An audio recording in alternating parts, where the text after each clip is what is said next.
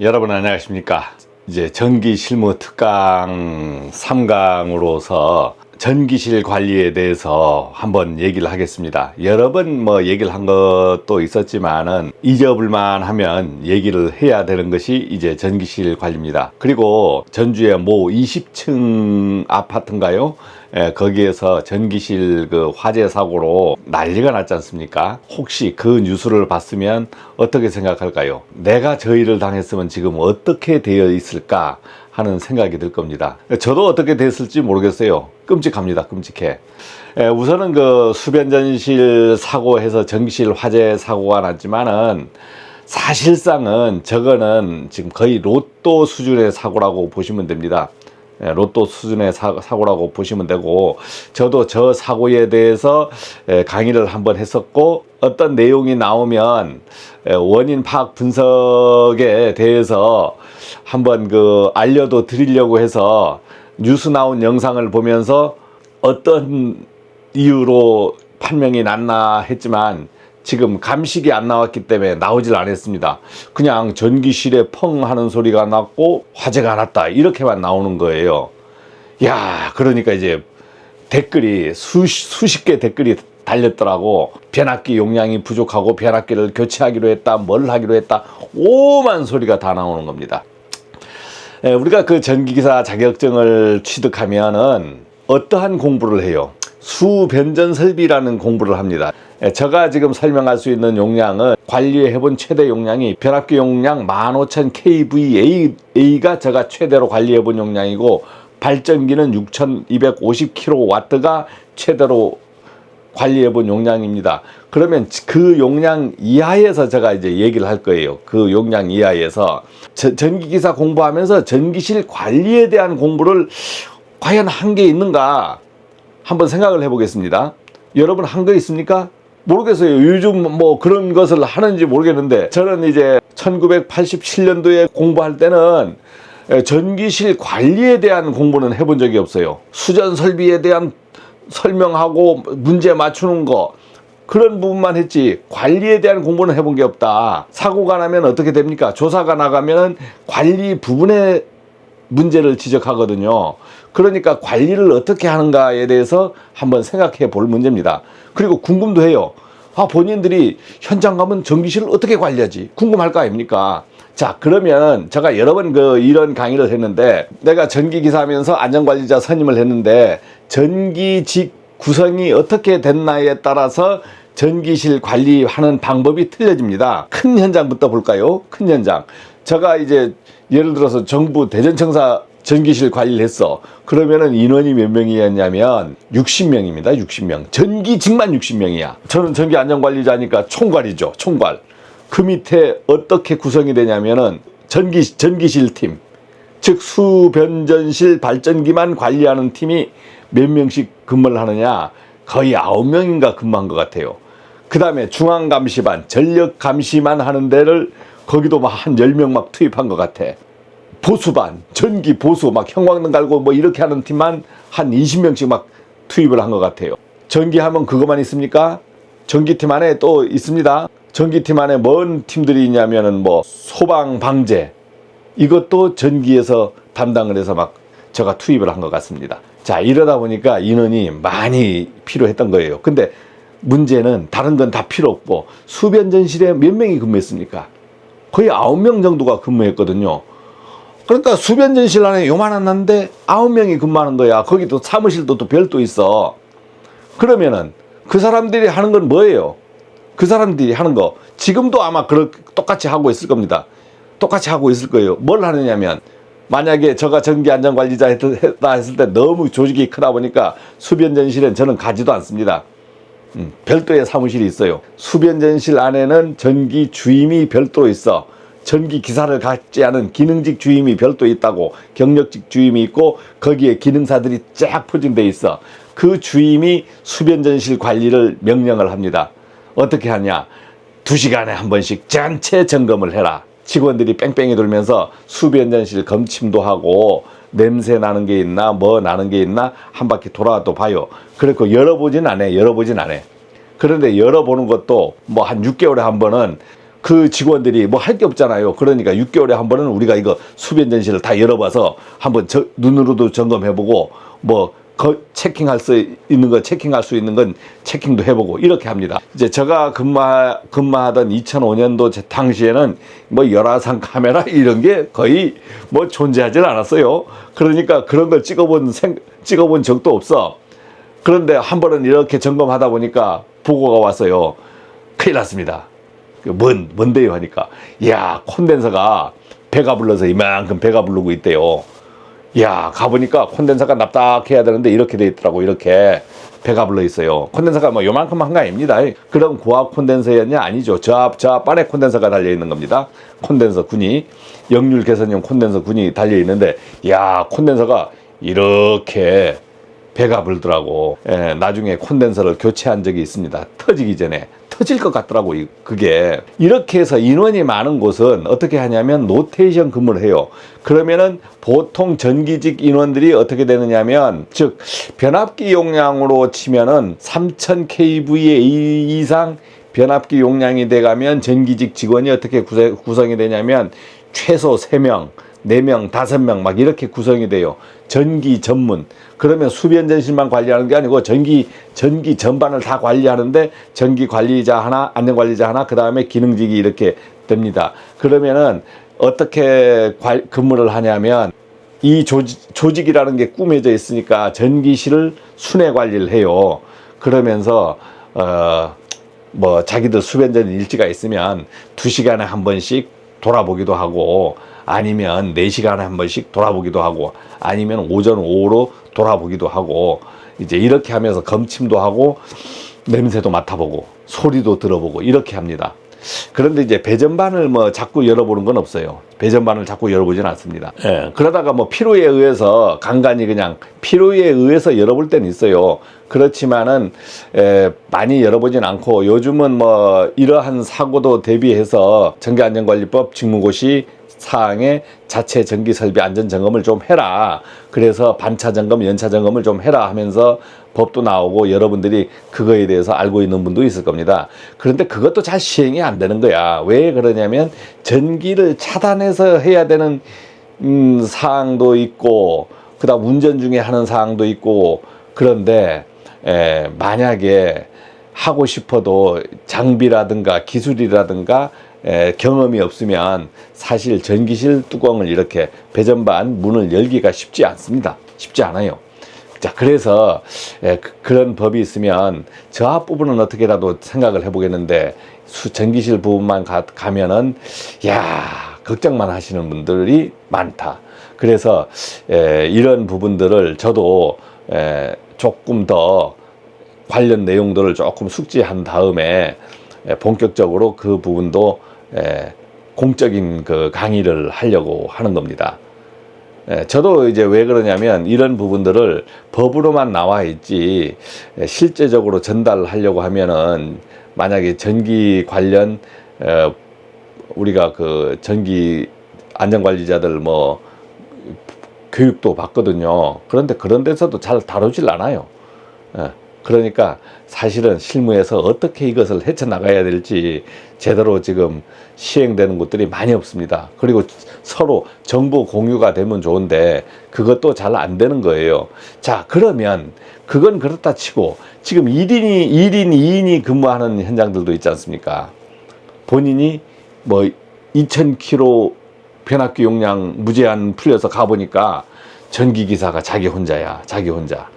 자, 그러면은 어떻게 돼요? 제일 등한시 하는 것이 전기실 관리가 돼버립니다. 즉 특고압 관리가 돼버리는 거예요.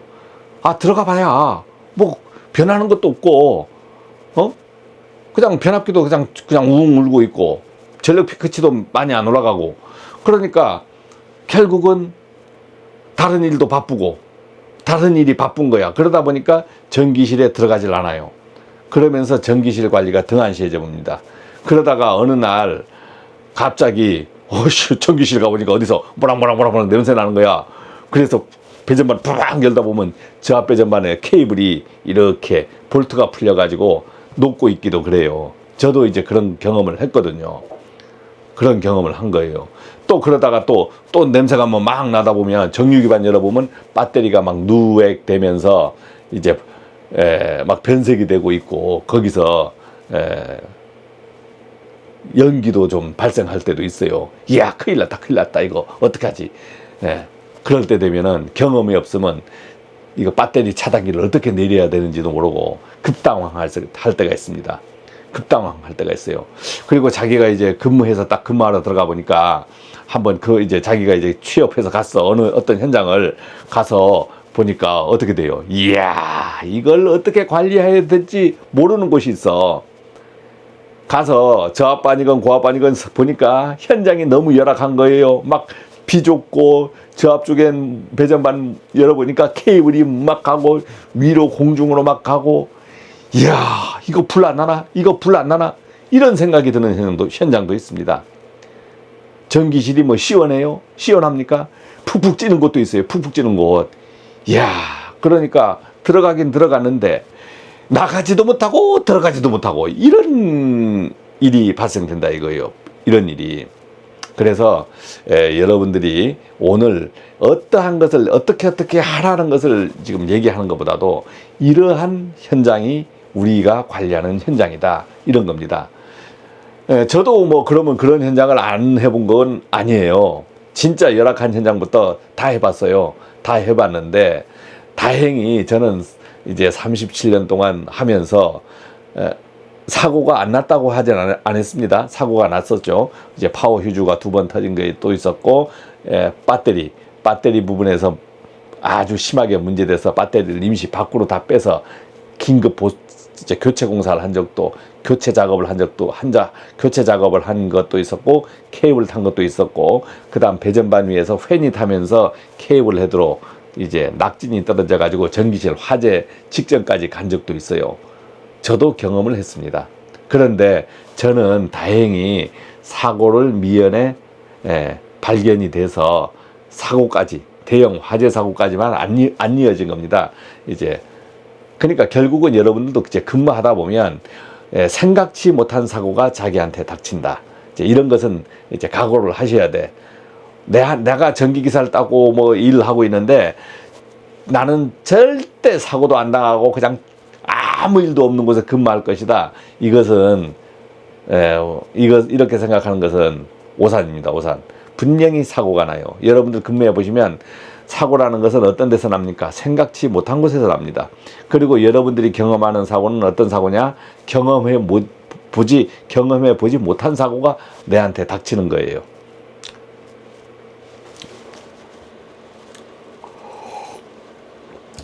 자, 그러면 오늘은 뭐 그 이상의 뭐 오늘 얘기를 하지 않겠고, 마지막으로 이제 화재 사고가 났다 그러는 거예요. 그러면 제가 전기실에 오랫동안 관리한 입장에서 한번 얘기를 해보겠습니다. 만약에 전주의 모 아파트가 거의 한 30년 됐다 그래요. 그러면 그건 아파트도 노후됐지만 전기 설비가 30년 전 설비 아니겠습니까? 그리고 이렇게 보니까 그렇게 보여요. 배전반이 보여. 자, 그러면은 펑 하는 소리가 났다. 그래가지고 새벽 3시 뭐 30분인가 40분 중에 펑 하는 소리가 나면서 화재가 났다 그래. 그거는 누가 들었는지 모르겠어요. 관리자가 들었는지, 전기 관리자가 전기실 옆에 사무실이 있었으면은 당직자가 그런 소리를 들었을 겁니다. 근데 펑 하는 소리가 났다. 그러니까 여러분들은 모두 생각하는 게 변압기만 생각을 할 수가 있어요. 모르는 사람은 펑 하면 변압기가 아닌가 하는데, 제가 실무 경험자로서는 변압기 사고로 화재가 났다고 보기는 좀 저는 아니다라고 생각하는 편이거든요. 그런데 그걸로 났으면 저도 이제 그 소식을 듣고 그럴 수도가 있구나 생각을 하겠죠. 만약에 우리가 여름에 주상 변압기는 뭘로 되어 있습니까? 유입 변압기로 되어 있잖아요. 그리고 뜨거운 열로 되어 있고, 주상 변압기도 가끔 교체하지만 전봇대에 달린 차로 오랫동안 있습니다. 그리고 과열되고 그 부하를 너무 많이 쓰고 그 다음에 과열되고 하다 보면 어떻게 됩니까? 주상 변압기가 폭발하는 사고가 있잖아요. 폭발하는 사고가 가끔 있습니다. 그런데 우리가 전기실 내에 실내에 있는 변압기는 유입 변압기는 요즘 많이는 없어요. 근데 유입 변압기 설치된 곳도 있고 몰드 변압기가 설치된 곳도 있어요. 두 가지 변압기거든요. 그러면 유입 변압기가 터질 확률이 있냐 한번 뭐 불량이라고 하든 뭐 폭발할 확률이 있냐, 거의 유입 변압기가 폭발할 확률이 적다고 봅니다. 왜 그러냐면은 만약에 변압기 내부에서 문제가 있다, 그럼 폭발하기 이전에 폭발한다면은 부하를 많이 쓰고 해야 되는데, 지금 시간에는 경부하 시간대, 만약에 변압기가 변압기가 뭐 여러 뱅크겠죠. 여러 대인데 하나의 변압기에서 문제가 생겼다. 예를 들어서 하나의 변압기인데 하나의 변압기가 1000kg짜리다. 그러면 새벽 2시다.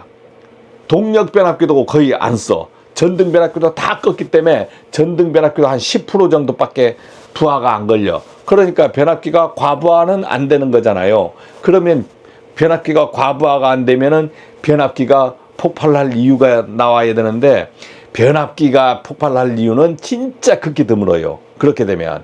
그러니까 변압기는 아니라는 거지. 그리고 만약에 변압기 이상으로 그렇다 했을 때는 어떻게 되느냐면, 그것이 되기 전에 파워 휴즈가 먼저 나가준다. 그래서 우리가 LBS 앞에 파워 휴즈, 단락 전류 제한용 순간 차단되는 파워 휴즈가 먼저 폭발하면서 잘라버린다. 그러니까 변압기 문제로 화재가 났다는 것은 좀 극히 좀 이해가 듭니다. 그리고 변압기는 특고압 쪽에는 그렇게 케이블이 많지 않아요. 만약에 몰드 변압기가 이상이 있어 하면, 몰드 변압기는 건식 아닙니까? 그러면 코일만 모락모락 하면서 끊어지거나 뭐 하는데, 뭐 이게 모타도 아니고 그러기 때문에 무작정 파워 휴즈가 나가는 거예요.